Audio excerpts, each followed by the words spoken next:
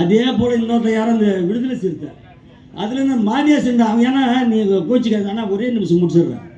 அவன் ஒரு மீட்டிங்கு நாங்கள் அவளை பற்றி எங்கே இருக்கிற யார என்னடான்னு நினச்சி கூட பார்க்குறதில்ல. அவங்க தலைவனும் நம்மளை பற்றி பேசுறதில்ல. இவன் ஒரு செட்டில்மெண்ட் பேசியிருக்காரன் யாரோ அந்த மாதேசன் ஒரு பையங்கிறான். அவன் அந்த கிருஷ்ணசாமி கட்சியில தான் திருப்பி இங்கே வந்தான். எங்கிட்டையும் டொனேஷனுக்கெல்லாம் பல முறை கிருஷ்ணசாமி கட்சி இருக்கும்போது வந்து வாங்கிட்டு அவன் சொல்கிறான் அண்ணா திமுகவை பற்றி பேசுகிறான், நம்ம அண்ணனை பற்றியும் அண்ணன் பற்றியும் பேசுகிறான். தொகுதிக்கு வந்தாரா அப்படின்னு கேட்குறான். ஏன்னா புரட்சி தலைவர் எம்ஜிஆராடா நீ கேட்குது மக்களை பார்த்து கேட்குறான். அவர் எம்எல்ஏ அசோக்குமார் வந்தாரா அப்படின்னு அவன் உடனே அவன் 10 பேரும் ஜாடுறாங்க. இல்லை இல்லைன்றான். ஏய் நீ வா நான் ரெக்கார்டு காமிக்கிறேன். எத்தனை முறை சுற்றி இருக்கிறோம், எத்தனை முறை ஒவ்வொரு கிராமத்துக்கு சென்றுக்கிறோம். சட்டமன்ற உறுப்பினர் இல்லை, சாதாரண முன்னாள் சட்டமன்ற சி.வி. ராஜேந்திரன், நம்ம அண்ணன் ஜெயபால் சேர்மேன், எல்லாருமே போகிறோம். இவன் பேசுறான் தப்பாக பேசுகிற. இந்த விடுதலை சிறுத்தை இயக்கத்துக்கார அந்த தம்பிக்கு சொல்கிற, நீ நாவை அடக்கிக்கோ. நீ என்ன நிலைமை, நீ யார், எப்படி வந்த, எப்படி உன் கட்சிக்காரனே உன்னை பற்றி சொல்கிறான், தலைவரே அவனை பற்றி நிறைய பேசுன்றான். அப்படி இருக்கிற இடத்துல நீ இருக்கிற.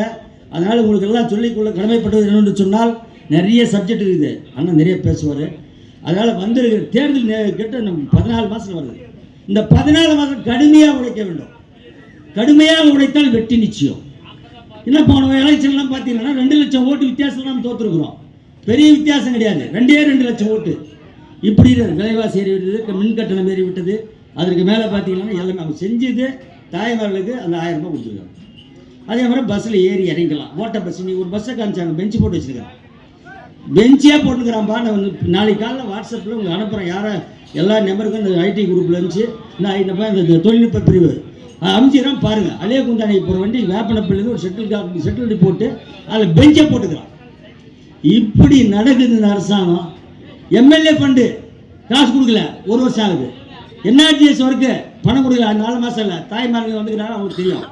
அதே மாதிரி பார்த்தீங்கன்னா ஐசிடிஎஸ் அந்த வந்து இல்லை, என்ன எந்த பணமும் வரதில்லை. டிஆர்டியில் வர வருக்கு அதுக்கும் தர்றதில்லை. எந்த பணமும் கொடுக்க முடியாத அந்த அரசு செயல்பட்டு கொண்டிருக்கின்றது. செய்யுத டெண்டர் எடுத்துட்டான், ஒர்க்கு முடிஞ்சிடுச்சு. அந்த கான்ட்ராக்ட்காரன் எங்கன்னா கடன் தான் வாங்கினப்பான். 3 வட்டிக்கு 4 வட்டிக்கு வாங்கினப்பான். 8 மாதம் ஆச்சுன்னா வட்டி அவன் கொடுக்குற கமிஷன் எல்லாம் போக என்ன நம்ம வீட்டுக்கு வருஷம் தான் போகுது. இந்த அரசு செய்த வேலைக்கே பணம் கொடுக்க அரசாங்கம் இருக்கின்றது என்பதை நேரத்தில் சொல்ல கடமைப்பட்டிருக்கின்றேன். நிச்சயமாக அனைத்து இந்திய அண்ணா